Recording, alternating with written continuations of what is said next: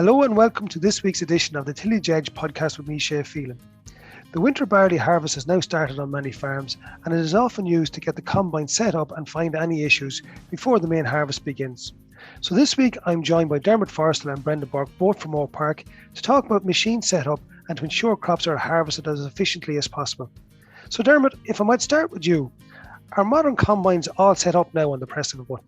The setting is made easier on pretty modern machines in that you can actually go in there and select a crop type, and you press a single button or select a single crop type, and it then puts in default settings for all the trashing components, all the cleaning components, and so on. So the default settings go in, and that's a starting point. So it's a little bit like, the book you got with the combine of old. If you took the default settings for the individual crops there, you'd have the same settings. So it's quite easy to do that. But you still have to, it's still up to the operator to try and optimize that. Now, again, look, some of the even more modern machines have the ability to try and do some of that themselves, but like you're really setting a combine for three things. You're setting it to get a good output, you're setting it to minimize losses, and you're setting it not to damage the seed or to make sure you have good seed quality. So you still really need to check that those settings are optimized. And to do that, you are going to have to look at your output, obviously, but you're going to have to look at the quality of grain in the tank, that you're not getting skinned or cracked grain, and you're particularly going to have to look at what the combine is leaving in the field after it. And then, you can fine tune those settings, those default settings. You can make it very easy, actually. There's plenty of room for your own default settings in there so that you can reset that and say, well, this is barley.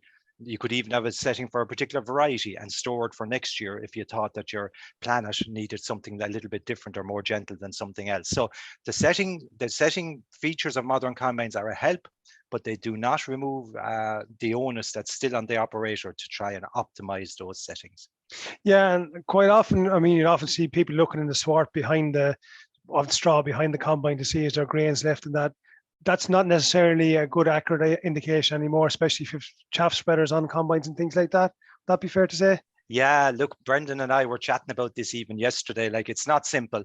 It's made a little bit more awkward. Before, what you had to do, what you did was most of the grain loss, that's, let's say, leave the header loss to one side, which we shouldn't do because it's very important, but we'll come back to it. But most of what came out of the back of the combine, whether it's through over the straw walkers, if it was a walker machine, or off the sieves, was found either in the straw or beneath the straw swart. But you're right, Shay. But of course, then what you have to do is make sure that when you're looking at that, that you allow for the header width that you have, because lots of people suddenly, not that long ago, if they went from a 3-meter header in the old days up to a 6-meter header now, you're then going to see double the density of grain loss for the same percentage grain loss in the swart. So that's the first thing you need to look at. But then you do need to set up your machine carefully. Or sorry, not set up your machine, but when you're doing the loss measurement, you need to consider, well, are you going to turn off the chaff spreader? Well, are you going to stop chopping and spreading straw if you're chopping and spreading straw, just to make it easier for you to find that grain? So yeah, it's made a little bit more difficult by things like chaff spreaders and so on. So in reality, then, what should guys be doing in terms of setting up the combine, in terms of physically adjusting the combine settings as such? What are you looking for? What I think you're looking for, as I said earlier, is you're looking to get the best balance between output, avoid damaging grain, and not having too much grain loss. Okay, it's unrealistic to work with zero grain loss probably in most situations. So you're probably talking about getting your grain losses down to maybe somewhere near the 1%, 1.5%, something like that. That's what you're really looking for.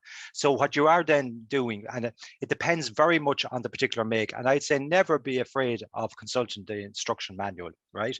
And that's aided by a lot of video stuff now, even YouTube videos. But remember, the things that you go after to change on a machine, they're often machine specific, depending on the layout of the different trashing elements. Like, before, if you had a conventional combine, you had a drum, you had a beater beating the stuff off the drum, and you had straw walkers behind that.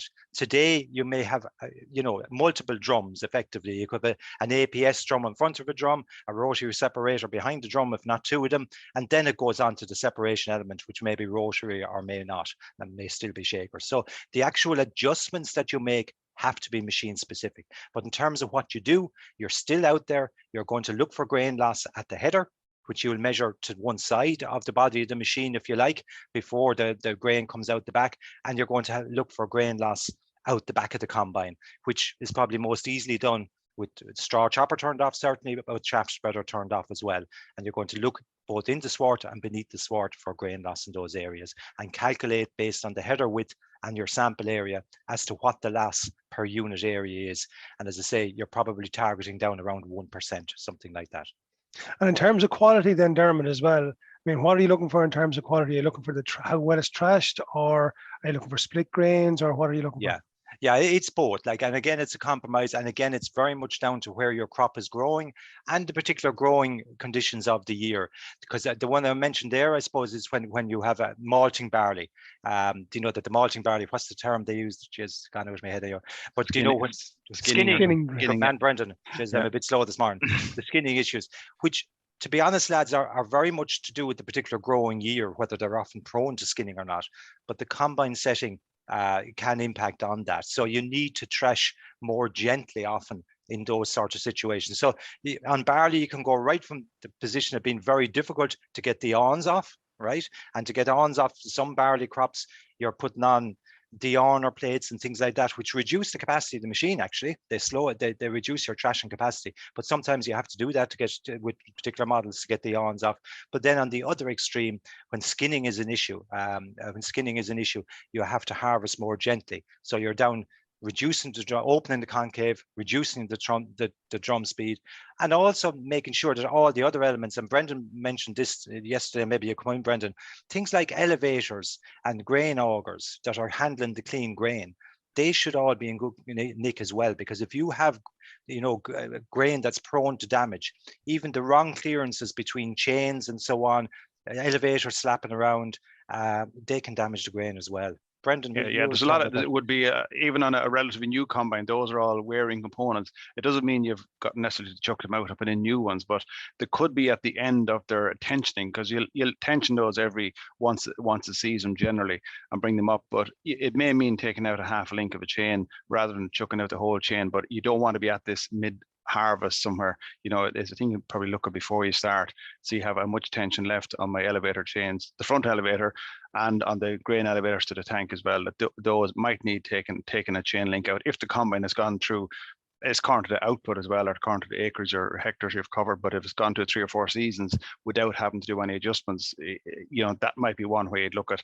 That is not a nice job to have to do mid-harvest, tank full of grain or combine full of material. So that sort of thing, where you can check your elevators and see is there enough adjustments on it that you can take a little bit more into them then as the season goes on. So if they're slapping around too much, that's where it's going to get extra damage on the grain going up through those grain elevators a little bit. And it's not that difficult to do it when you're not busy, but if you're in the middle thick of it, it is a job. Yeah, and it's something that a lot of people probably wouldn't think of, Dermot, or Brendan. They think of the concave and the fan speed and they think of that type of settings, but they don't often think of the elevators and what effect they can have. Just while I have you, Brendan, then as well, you were saying actually to us, you started harvesting here in Oak Park at the moment, but you're actually saying that the barley at the moment is easier trash than it would have been this time last year. So what changes did you make? And very little, the weather, I think. And it is normally one that you don't like going out of winter barley too early, because you could spend the first day doing all sorts of adjustments, trying to take off awns and trying to get a good clean sample. But we have very good weather in the last week, and we started Monday, and it was quite easy to trash it, and very little awns on it, which is the way you want it, And so it's really got to do how ripe the crop is and how fit for harvest, which is, you're probably reasonably on a couple of days before normal starting time, but that's the way it is. It's just we didn't really have to do anything extra to get a good clean sample. That it's just weathered in probably a little bit better. Hopefully the yield hasn't suffered with it, but it looks okay that way, And in terms of the combine here, we have all the diagnostics and all that type of thing. Is there much of a setup on that from year to year, or from crop to crop, or from day to day, or how do you set that? Yeah, no, it is. It has, as Dermot said earlier there, it has a whole menu of crops. But I said they are factory settings. Now they will say, well, this is for Irish conditions if that combine comes in directly to Ireland and sold directly in Ireland. But they're a guidance really. And now, in fairness, you don't have to move a lot. But if you're going into delicate crops, maybe like oilseed rape, or maybe like your winter barleys or lighter crops, that you might have a little bit more adjustment to do, that you don't want the full fan on, or you don't want something the way they would normally recommend it. So there will be tweaking enough in that, but I wouldn't necessarily go at moving them just for the sake of moving them either. It's, again, as Dermot said earlier, it's get out, spend a little longer on the first couple of runs in the field and see how happy you are with it. But you can adjust them quite easy. And you can store them in then as your 2022 settings, and you'll know where you are. But a lot of the crops we wouldn't have to do a lot of changing on it, but it might be particularly easy. Like this time last year, we would have had to adjust to our winter barley settings because it was getting difficult to thrash it, and this year it seems to be fine. So on the standard setting, so it's. But I wouldn't say that's going to happen throughout the country, because it could be totally different in other north or south. And as a general principle, Brendan, when you're setting up those, are you looking to optimize output of the combine, or are you looking to minimize damage or losses, or what are you trying to do? Well, it's probably a bit of both, but you're looking at there is grain loss monitors on most modern combines now, and you can drive to those if you wanted to, but you generally at the start of the season you're not under huge pressure, but as the season goes on, that's where the tricky stuff comes in, where the crop might get a little bit damper, and you're going to have losses relative to the output. But you would be looking at you can drive to the output and through with the grain loss monitor in mind, but it's not a great system. You want to really have a good sample as well, because you could keep driving as fast as you want with a lot of combines. They will take it in, but if it's chucking it out the back, that's the problem. And that is where traditionally older combines, getting it in the front of the combine would have been a problem, that the augers or intake elevator would slow down and stall your combine maybe. But most modern combines have lots of power there, and headers are designed probably a lot better now than they were 20, 30 years ago. So it's not a problem getting it into the combine, it's holding it in there and getting it to the tank rather than out the back. You want to come in there, Dermot? Yeah, just to reiterate what Brendan is saying, or to go further in terms of the grain loss monitors, that again, there's something that you really probably need when you're doing loss checking, to see what the values you're getting are on the loss monitors. In other words, a lot of them, again, need to be really calibrated. You need to know when they say what they say they're generally used to show you an indication of change, that this thing is rising or lowering, but you should know what that means, whether that's 1% or 2%. Now, a lot of the newer ones are related to forward speed and throughput, but some of the older grain loss monitors weren't. So if you were going faster and harvesting faster, you thought you were increasing your losses. Yes, there was more pings or more hits of grain coming out the combine, but if you're actually harvesting 5 acres an hour rather than 4 acres an hour, then you can accept a little bit more of those pings because it's the same rate per acre. So again, a bit of calibration on those at some stage is no harm, so that they're giving you meaningful information. Yeah, and just to move it on a bit, I suppose one of the things that we're kind of noticing, it's increasing every year, is the size of machinery that guys are working on now. And quite often, weather conditions are very good at the moment, so compaction generally isn't an issue, but it can be an issue very, very quickly as we get on into the season, and maybe we get a bit of rain. What are the key tips, Dermot, that you would suggest to farmers that they look at in trying to reduce down the damage that they're doing when they're going over the fields with their machines? Yeah, look, you're dead right, Shay. The machines are heavy. Looking at the bigger combines today, they're weighing 18 tons plus a header nearly 3 tons and a full grain tank of another 10 tons. They can be maybe 30 tons total weight. That's the combine on its own. So they're big machines, big heavy machines. Now, a lot of them are more modest than that, down near 20 tons, but they are big machines. And the trailers that are bringing away the loads, again, there's big loads, big axle loads there. And look, there's a legal limit that's observed in some places, but I noticed lately, and Brendan probably confirmed this, there's an awful lot of silage trailers out there. The grain doors on the back and the front door on the front is low as well, but in the middle the silage sides are left on because they're able to leave them on, and they're putting more pressure on the axle load. So what you're talking about trying to do, is trying to limit the impact of those weights. And you do that by traffic management to some extent. Where you're driving, can you limit the really heavy loads or whatever? You can't do that with the combine. It has to travel everywhere. Or the other approach and our combination would be to use larger tires to try and spread that load, whether that's on the combine or whether it's on all your trailers or whether it's on a single trailer like a chaser bin, to try and limit that. So in practical terms, the traffic limitation, what you're talking about doing there is maybe, not filling alongside, or maybe filling alongside just for a half load in the trailer, and then to finish off the trailer loads when it's on the headland and when it's pointed to the gate, so that the only traffic that you're going to get with the fully loaded trailer is possibly along the headland tramline path. And actually, I think there's benefit in keeping it exactly where the tram line is, and getting out the field. And all other traffic is with the trailer empty or maybe part full if you're loading up and down. But that will reduce the combine output a little bit.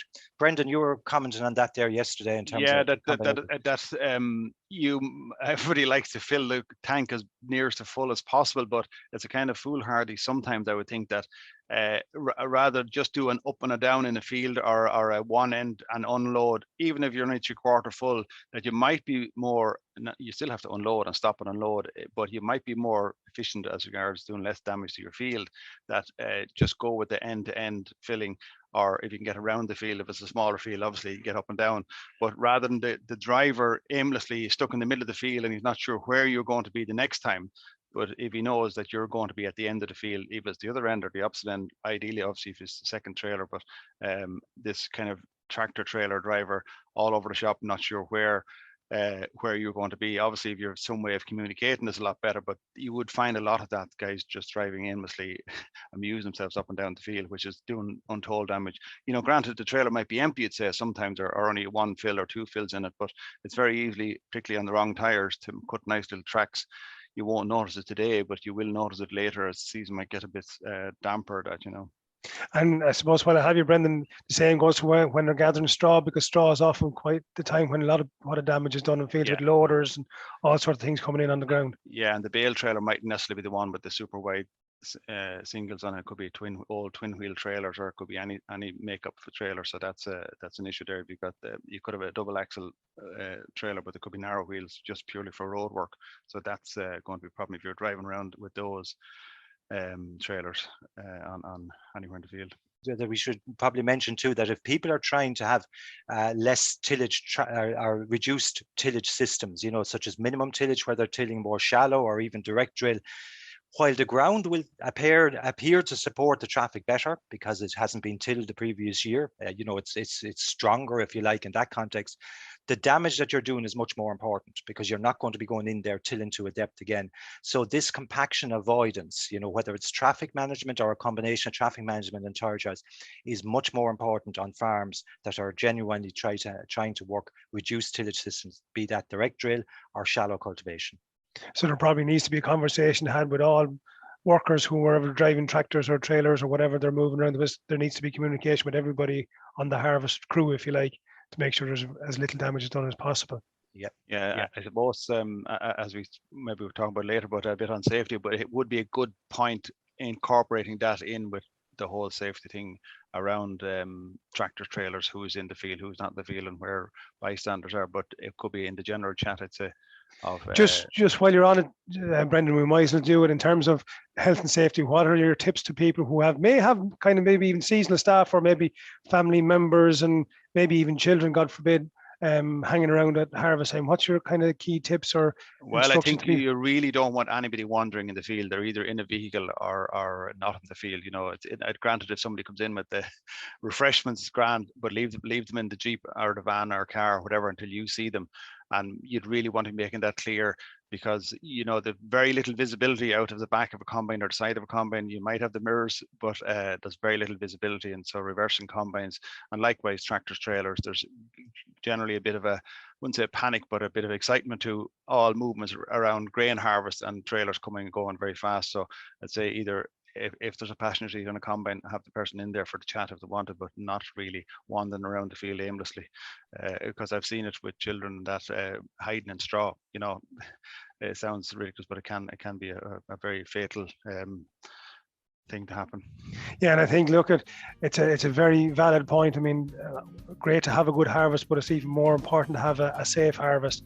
On that point, guys, I think we'll leave it there for this week. Thanks, Dermot, and thanks, Brendan, for your contributions this week.